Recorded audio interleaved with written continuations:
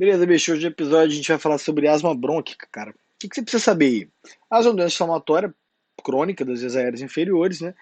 Que tem relação com uma hiperatividade brônquica, alguma obstrução variável de fluxo aéreo, então o paciente acaba evoluindo com dispneia. Lembrando sempre que a crise asmática ela é a exacerbação, na grande maioria das vezes, de alguma doença prévia daquele paciente. Então é sempre importante você investigar causas que não estão ali logo na anamnese inicial. Ah, só porque está sibilando é asma.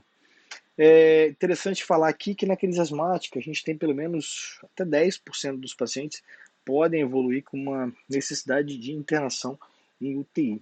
Tá? A ventilação mecânica não invasiva ela tem sido cada vez mais utilizada na crise asmática, mas de qualquer forma ela não deve substituir nunca se o paciente tiver indicação de uma ventilação mecânica invasiva, uma via aérea avançada. Você não vai precipitar colocando o paciente em ventilação mecânica não invasiva, lembrando sempre das contraindicações de ventilação mecânica não invasiva. Porque esse paciente chega para você no pronto-socorro, rapaz, o paciente vai chegar com tosse, dispneia, sibilância ou algum significante clínico semelhante, por exemplo, como uma opressão torácica. Lembrando que a ausência de sibilância, apesar de ser muito característico, não afasta a asma, tá? Principalmente se esse paciente tiver com histórico e diminuição de ausculta. Você pode estar frente a um quadro grave de broncoespasmo, de obstrução grave da via aérea.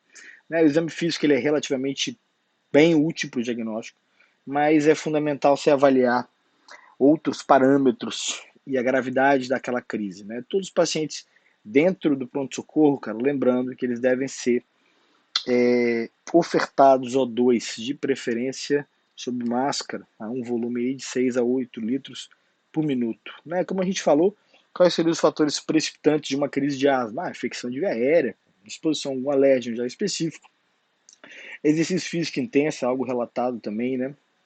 Alguma terapêutica inadequada, às vezes o paciente não está medicando da forma como deveria. Lembrando que algumas medicações podem predispor à crise asmática, né, como aspirina, beta-bloques. Né?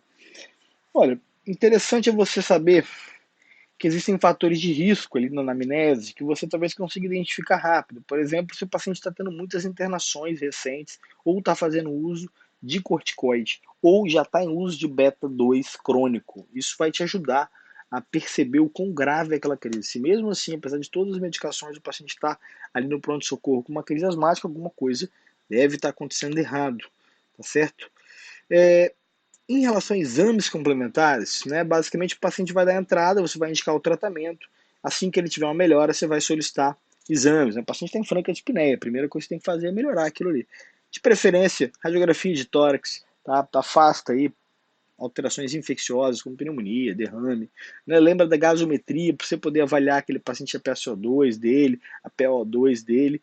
Importante, né? Normalmente na crise asmática, a gente tem hipocapnia, que é uma queda da PaCO2. Então você tem um paciente com uma acidose respiratória devido à hiperventilação.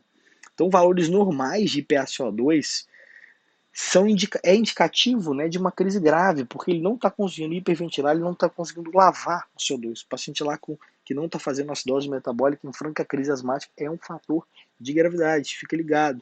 De coisa que a gente não pega fácil, né? Importante hemograma eletrólito lá, tá? Principalmente por causa em eletrólitos, falando principalmente por causa do potássio, aquele paciente está fazendo beta 2, então tem um risco maior de fazer hipocalemia. ECG aí mais para os pacientes acima de 50 anos devido ao equivalente isquêmico, importante rodar. Obviamente, o exame que seria excelente se a gente pudesse realizar de forma prática e rápida seria um Peak Flow, mas a gente sabe que isso aí é irreal dentro do pronto-socorro. Cara, diagnóstico diferencial, basicamente você vai descartar aí alterações de obstrução de via aérea, disfunções de glote, doença sidobrônquica, que basicamente esse paciente vai te falar na anamnese, você vai conseguir descartar isso aí.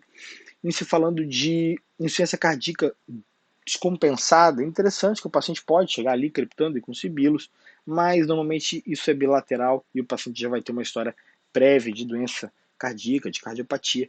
Em relação à DPOC também, é um paciente tabagista franco, então você vai ter uma história já prévia que vai te ajudar.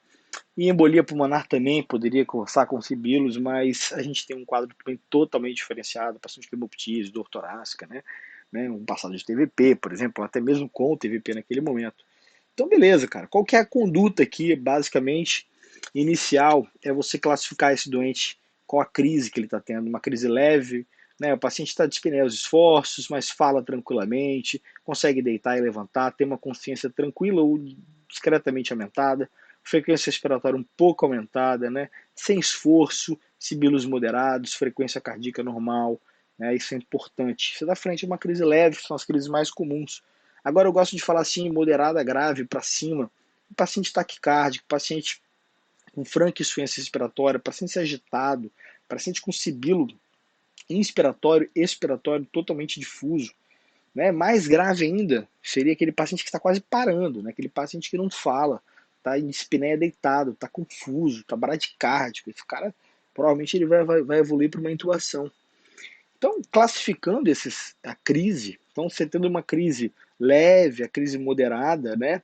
Então você tem um paciente que está ligeiramente taquicárdico, algum grau de alteração de consciência, um pouco agitado, né? Fala relativamente entrecortada, um pouco incompleta, mas consegue se comunicar bem, né? Está mantendo um status legal, não tem grande esforço respiratório. Basicamente você vai entrar para ele com beta-2 agonista de curta duração, rápido, 20 minutos para ele. Sempre lembrando de ofertar junto a dois ali na nebulização e corticoide, tá? Inclusive usar o corticoide oral nessas situações. Mas a gente vê muito na prótese o corticoide endovenoso, tá? Da preferência a hidrocortisona, a dose fica de 100 a 500 miligramas.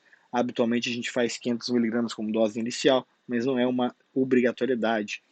Em se falando desse paciente que não responde, que isso é uma coisa possível, mesmo nas nebulizações, vai indicar para ele um agonista, né, mais um aditivo, que seria o hipatrópio. Você vai começar junto com o beta-2, suplementar o 2, partir o corticoide, obviamente, aí, endovenoso. Não resposta, de novo, lembra que você tem mais uma carta na manga, que é o sulfato de magnésio venoso. Você pode fazer para ele, a gente faz mais ou menos 2 gramas, que dá 20 ml de sulfato de magnésio 10%.